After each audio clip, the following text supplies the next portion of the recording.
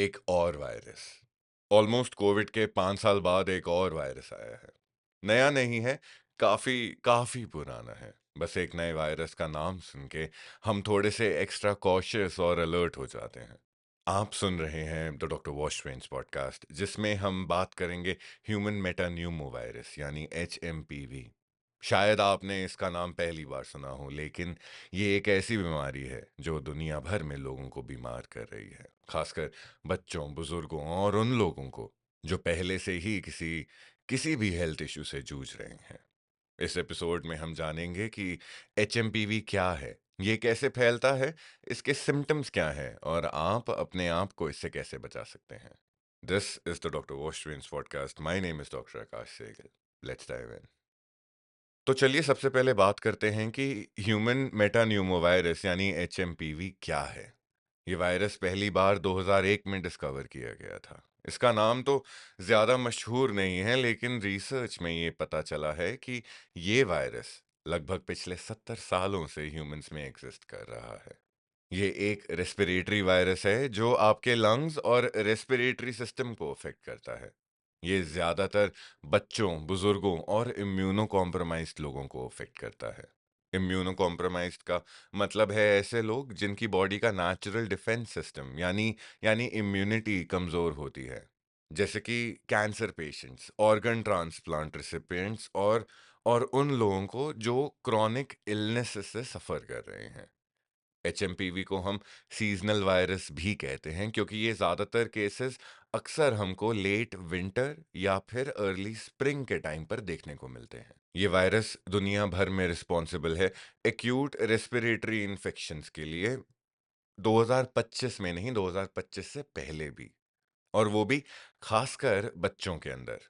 In fact एक research के मुताबिक HMPV केसेस पीडियाट्रिक हॉस्पिटल्स में second most common respiratory infection cause करता है। इंटरेस्टिंग बात यह है कि HMPV कोविड-19 या फ्लू जितना पॉपुलर नहीं है, लेकिन इसका इम्पैक्ट भी सीरियस हो सकता है। स्पेशली अगर किसी को पहले से रेस्पिरेटरी प्रॉब्लम्स हों, तो ये वायरस निमोनिया या ब्रोंकियोलाइटिस जैसे सिवियर इन्फेक्शंस का रिस्क बढ़ा सकता है। एक और ज़रूरी बात यह है कि अभी तक HMPV की कोई वैक्सीन या स्पेसिफिक एंटीवायरल ट्रीटमेंट नहीं है। यानी कि इस वायरस के अगेंस्ट हमें सिर्फ प्रिवेंटिव मेजर्स लेने होते हैं, जैसे कि हैंड हाइजीन, मास्क पहनना और क्राउडेड प्लेसेस को अवॉइड करना। HMPV के स्प्रेड होने का तरीका कॉमन कोल्ड या फिर फ्लू जैसा ही है। ये वायरस रेस्पिरेटरी ड्रॉपलेट्स के जरिए फैलता है। जब कोई इन्फेक्टेड इंसान खांसता है, छींकता है या फिर बोलता है। अगर आप किसी इन्फेक्टेड पर्सन के पास खड़े हैं और वो अपने मुंह को कवर नहीं करता, खांसते हुए, छींकते हुए या बात करते हुए, तो वायरस के ड्रॉपलेट्स हवा में आ सकते हैं। और अगर वो ड्रॉपलेट्स आपके नाक, मुंह या आंखों पे लग जाएं, तो आप भी इन्फेक्टेड हो सकते हैं।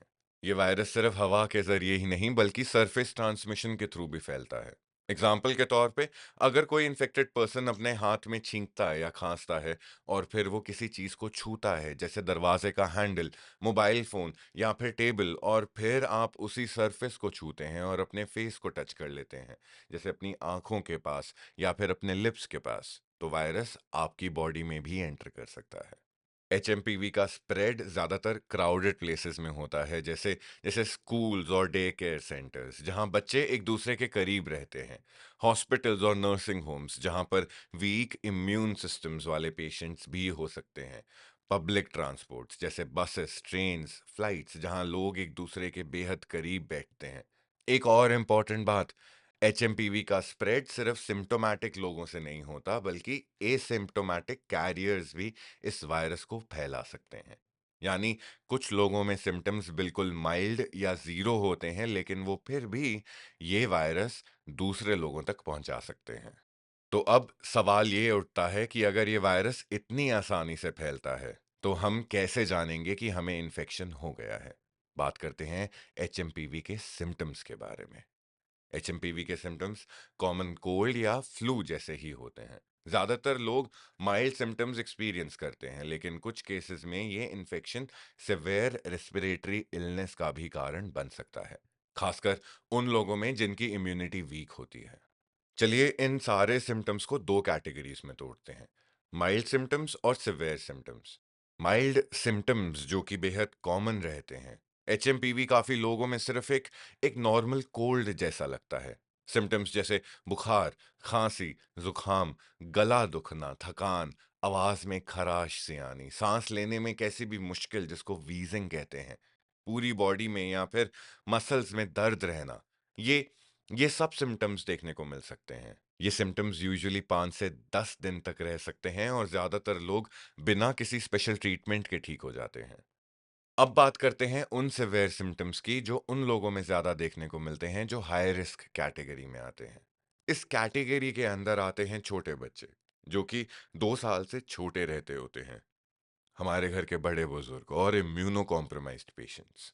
सिवियर केसेस में एचएमपीवी लोअर रेस्पिरेटरी ट्रैक्ट को अफेक्ट करता है जो कि निमोनिया और ब्रोंकियोलाइटिस जैसे सीरियस इन्फेक्शंस का कारण बन सकता है। सिम्टम्स थोड़े सिवियर रहेंगे, जैसे सांस लेने में बहुत ज्यादा मुश्किल आना या सांसें तेज लेना, सांस लेते वक्त छाती में दर्द, वीजिंग की आवाज आना सांस लेते वक्त, स्किन, होंठ और नाखूनों का नीला पड़ जाना जिसे साइनोसिस कहते हैं, मतलब बॉडी में ऑक्सीजन की कमी होना। आपको ये सब देखने को मिल सकता है, या फिर कोई भी एक सिम्टम और आपको कोई भी सिम्टम नजरअंदाज नहीं करना। छोटे बच्चों में कुछ एक्स्ट्रा सिम्टम्स भी देखने को मिलते हैं, जैसे भूख ना लगना, रोना या चिड़चिड़ापन, उल्टी करना, लेथार्जी या फिर बच्चों का ज्यादा सुस्त होना। पेरेंट्स को छोटे बच्चों के सिम्टम्स पे ध्यान देना बेहद जरूरी है, क्योंकि सिवियर इन्फेक्शन होने पर हॉस्पिटलाइजेशन की जरूरत पड़ सकती है। बुजुर्ग लोग या वो पेशेंट्स जिनकी इम्यूनिटी वीक होती है, उनमें सिम्टम्स और भी ज्यादा सिवियर हो सकते हैं। उन्हें उन्हें सिवियर निमोनिया हो सकता है, रेस्पिरेटरी फेलियर का रिस्क होता है और कुछ केसेस में ये इन्फेक्शन जानलेवा भी बन सकता है। तो अब सवाल आता है कि कब आपको मेडिकल हेल्प लेनी चाहिए। अगर आपको या आपके फैमिली मेंबर को सांस लेने में ज्यादा मुश्किल हो रही हो, होंठ या चेहरा नीला पड़ रहा हो, बहुत तेजी से सांस लेनी पड़ रही हो, बुखार ज्यादा हो जो कम नहीं हो रहा हो, कंफ्यूजन या फिर एक्सट्रीम लेथार्जी, थकान हो रही हो, तो तुरंत डॉक्टर से कांटेक्ट करें।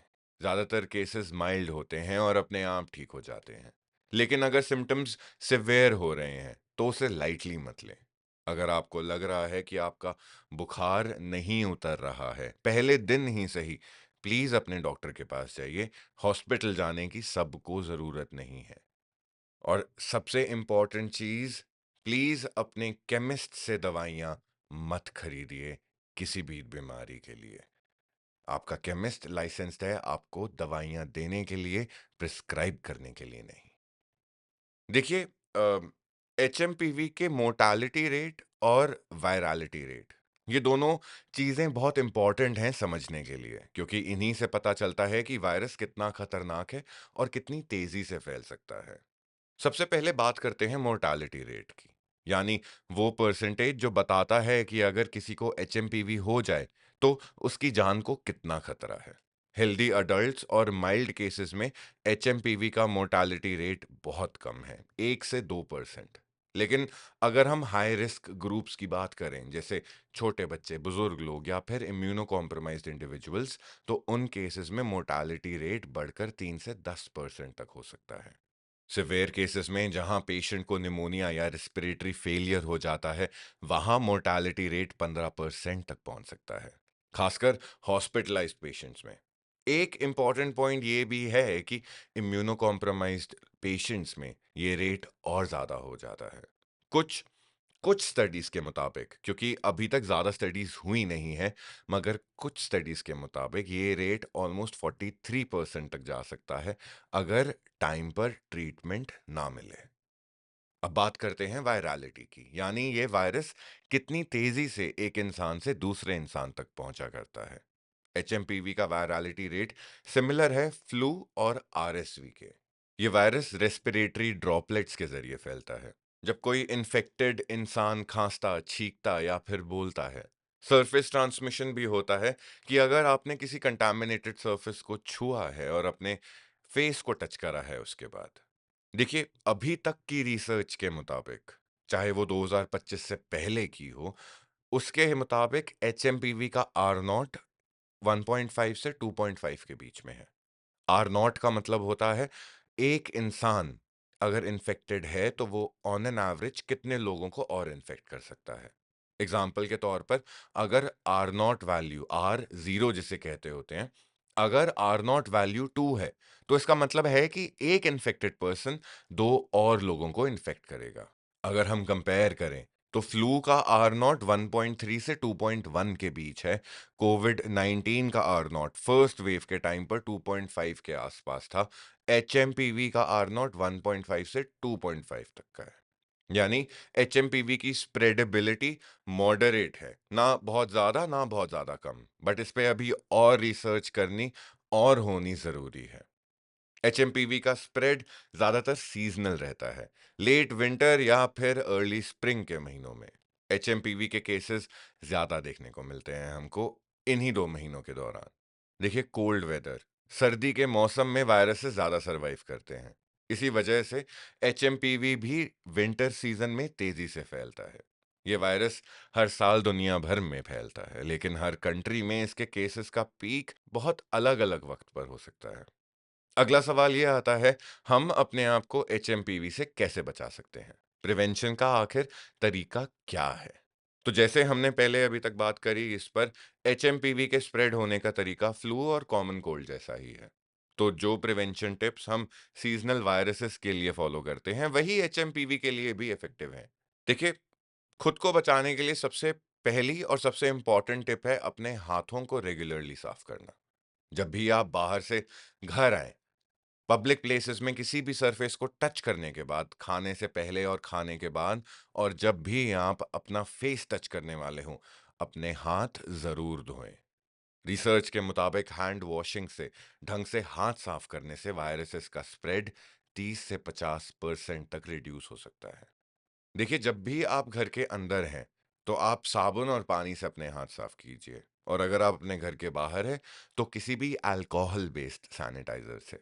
मगर प्रायोरिटी प्लीज साबुन और पानी को दीजिए। हम अपना फेस दिन में कितनी बार टच करते हैं, हमें इसका अंदाजा भी नहीं है। स्टडीज कहती हैं कि एक इंसान दिन भर में 23 से 25 बार अपना फेस टच करता है। लेकिन अगर आपका हाथ किसी भी कंटामिनेटेड सरफेस को टच कर चुका है और आप अपना मुंह, आंख या नाक उस हाथ से टच करते हैं, तो वायरस आपकी बॉडी में एंटर कर सकता है। इसीलिए कोशिश करें कि फेस टच करना अवॉइड करें। अगर जरूरी हो तो हाथ धोने के बाद ही अपने फेस को टच करें।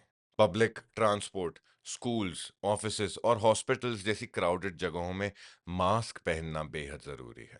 देखिए, मास्क पहनने से रेस्पिरेटरी ड्रॉपलेट्स का स्प्रेड बेहद कम हो जाता है। आप अपने आप को और दूसरों को वायरस के इन्फेक्शन से बचा सकते हैं। स्पेशली अगर आपको थोड़ा भी बुखार या खांसी है तो मास्क जरूर पहनिए ताकि आप वायरस को दूसरों तक ना फैलाएं। एचएमपीवी सिर्फ हवा के जरिए नहीं बल्कि सरफेस ट्रांसमिशन के जरिए भी फैलता है। इसीलिए door handles, mobile phones, tables और कॉमनली टच्ड सर्फेसेस को रेगुलरली डिसइंफेक्ट करना बेहद जरूरी है। कोई भी डिसइंफेक्टेंट वाइप्स या फिर अल्कोहल बेस्ड क्लीनर्स, ताकि सरफेसेस हमारे वायरस फ्री रहें। और अगर आपको लगता है कि आपको कोल्ड जैसे सिम्टम्स हो रहे हैं, जैसे बुखार, खांसी, गला दुखना या फिर कोई भी और ब्रीदिंग इश्यूज, तो अपने आप को प्लीज सेल्फ आइसोलेट करिए। दूसरे लोगों से कांटेक्ट में आने से बचिए, खासकर बुजुर्ग और छोटे बच्चों से। और अगर किसी और को सिम्टम्स हो रहे हैं तो उनसे डिस्टेंस मेंटेन करिए। सबसे जरूरी बात यह है कि आप अपना इम्यून सिस्टम स्ट्रांग रखें, क्योंकि अगर आपकी इम्यूनिटी स्ट्रांग है तो आप एचएमपीवी जैसे वायरसेस को जल्दी डिफीट कर सकते हैं। एक हेल्दी डाइट जिसमें फ्रेश फ्रूट्स, वेजिटेबल्स और प्रोटीन रिच खाना हो। रेगुलर एक्सरसाइज करनी बेहद जरूरी है, जहां आप कम से कम दिन के 30 मिनट का एक वर्कआउट कर रहे हैं। रात की नींद 7 से 8 घंटे की बहुत जरूरी है लेनी। और आई थिंक सबसे इंपॉर्टेंट चीज है स्ट्रेस मैनेजमेंट। अपना स्ट्रेस कंट्रोल में रखें, क्योंकि स्ट्रेस इम्यूनिटी को बहुत कमजोर करता है। साथ में अगर आपके घर में छोटे बच्चे या बुजुर्ग लोग हैं तो उनकी हेल्थ का खास ध्यान रखना पड़ेगा। बच्चों की वैक्सीन्स टाइम पर लगवाएं। उन्हें क्राउडेड प्लेसेस में ले जाने से अवॉइड करें, खासकर जब फ्लू सीजन चल रहा हो। अगर कोई फैमिली मेंबर आपका बीमार है तो उनको बच्चों और बुजुर्गों से दूर रखें। अगर आप किसी भी हाई रिस्क कैटेगरी में आते हैं, जैसे एस्थमा, डायबिटीज या फिर आपकी इम्यूनिटी किसी भी तरीके से कॉम्प्रोमाइज्ड है, तो अपने डॉक्टर के साथ रेगुलर चेकअप जरूर करते रहिए। और अगर आपको सिम्टम्स लगें कि आ रहे हैं, तो जल्दी से जल्दी मेडिकल एडवाइस लें। टू समराइज, प्रिवेंशन के लिए कुछ सिंपल स्टेप्स फॉलो करने जरूरी हैं। Regular hand washing, face touch करने से अवॉइड करना, मास्क पहनना, सरफेसेस को डिसइंफेक्ट करना जो भी आसपास हैं आपके, सोशल डिस्टेंसिंग और सेल्फ आइसोलेशन, अपना इम्यून सिस्टम स्ट्रांग रखना, बच्चों और बुजुर्गों का ध्यान रखना, और डॉक्टर के साथ रेगुलर चेकअप्स। अगला सवाल ये उठता है कि अगर किसी को एचएमपीवी हो जाए तो उसका ट्रीटमेंट क्या है? उसके लिए कोई वैक्सीन अवेलेबल है या फिर नहीं? देखिए, सबसे पहले हम बात करते हैं वैक्सीन के बारे में। अभी तक एचएमपीवी के लिए कोई अप्रूव्ड वैक्सीन अवेलेबल नहीं है, लेकिन रिसर्च चल रही है और कुछ वैक्सीन अभी क्लिनिकल ट्रायल्स में भी हैं। साइंटिस्ट्स को उम्मीद है कि आने वाले वक्त में एक इफेक्टिव वैक्सीन जरूर डेवलप करी जा सकती है। अगर किसी को एचएमपीवी इन्फेक्शन हो गया है, तो डॉक्टर्स यूजुअली सिम्टोमेटिक ट्रीटमेंट देते हैं। इसका मतलब ये है कि डॉक्टर्स वायरस को डायरेक्टली टारगेट नहीं करते, बल्कि वो सिम्टम्स को मैनेज करने की कोशिश करते हैं। कॉमन ट्रीटमेंट्स रहते होते हैं कि फीवर और दर्द के लिए पैरासीटामोल या आइबुप्रोफेन दे दी, नेजल कंजेशन के लिए सलाइन ड्रॉप्स या फिर स्टीम इनहेलेशन के लिए सजेस्ट करते हैं डॉक्टर्स। खांसी अगर ज़्यादा हो रही हो तो खांसी की गोलियां या फिर कोई भी हनी बेस्ड रेमेडी जो उसके साथ दी जा सकती है खांसी को रोकने के लिए। पानी, जूस और सूप जैसे फ्लूइड्स ज़्यादा पिएं ताकि बॉडी हाइड्रेटेड रहे। लेकिन अगर इन्फेक्शन सिवियर हो जाए तो पेशेंट को हॉस्पिटल में एडमिट करने की ज़रूरत पड़ सकती है। अगर किसी पेशेंट में एचएमपीवी के कारण सिवियर निमोनिया, ब्रोंकियोलाइटिस या रेस्पिरेटरी फेलियर हो जाए, तो डॉक्टर्स कुछ एडवांस ट्रीटमेंट्स देते हैं। जनरली वो सब हॉस्पिटल्स में ही होते हैं और एक्सपर्ट केयर के अंडर होते हैं। Oxygen therapy, ventilator support, antibiotics for secondary infections and some antiviral drugs that are still under review, अगर कि वो काम कर रहे हैं या नहीं कर रहे हैं, वो सब भी दिए जा सकते हैं। प्लीज गूगल को अपना डॉक्टर मत बनाएं। आपके डॉक्टर जो हैं वो अपने क्लिनिक पे होंगे या फिर वो किसी हॉस्पिटल में होंगे, उनके पास जाएं। नाउ एक इंपॉर्टेंट क्वेश्चन है जो लोग अक्सर पूछते हैं, क्या एंटीबायोटिक्स एचएमपीवी के लिए काम करते हैं? जवाब बहुत साफ है, नहीं। एंटीबायोटिक्स सिर्फ बैक्टीरियल इन्फेक्शंस के लिए इफेक्टिव होते हैं और एचएमपीवी एक वायरल इन्फेक्शन है। इसीलिए एंटीबायोटिक्स इस वायरस को ट्रीट नहीं करते। लेकिन अगर एचएमपीवी की वजह से सेकेंडरी बैक्टीरियल इन्फेक्शन हो जाए, जैसे निमोनिया, तो डॉक्टर्स एंटीबायोटिक्स प्रिस्क्राइब कर सकते हैं। एंड अगर आप अपना इम्यून सिस्टम स्ट्रांग रखते हैं, तो आपकी बॉडी वायरसेस को जल्दी डिफीट कर सकती है। इसके लिए विटामिन सी रिच फ्रूट्स जैसे ऑरेंजेस, लेमन्स और गुआवा खाइए। जिंक सप्लीमेंट्स ले सकते हैं जो आपकी इम्यूनिटी को बूस्ट कर सकते हैं। और सबसे ज़रूरी चीज़, अच्छी नींद लीजिए, क्योंकि नींद का डायरेक्ट रिलेशनशिप होता है आपकी इम्यूनिटी के साथ। देखिए, अगर पेशेंट हेल्दी है तो वो अक्सर 7 से 10 दिन में रिकवर कर लेता है। लेकिन अगर पेशेंट छोटा बच्चा हो या फिर बुजुर्ग हो या फिर कोई इम्यूनो कॉम्प्रोमाइज्ड हो, तो उनको 2 से 3 हफ्ते लग सकते हैं फुली रिकवर होने में। सिवियर केसेस में रिकवरी और भी ज्यादा टाइम ले सकती है। आज हमने एचएमपीवी के बारे में काफी कुछ सीखा। हमने जाना कि ये वायरस क्या है, इसके सिम्टम्स क्या होते हैं और किस तरह से हम इसे प्रिवेंट कर सकते हैं। अगर हम सब मिलकर इन प्रिवेंटिव मेजर्स को अपनाएं, तो हम एचएमपीवी और इसके जैसे वायरसेस के स्प्रेड को कंट्रोल कर सकते हैं। आप सुन रहे थे डॉक्टर वॉश ट्वेंस पॉडकास्ट। मेरा नाम है doctor Akash Sehgal. Stay safe and thank you for listening to today's episode.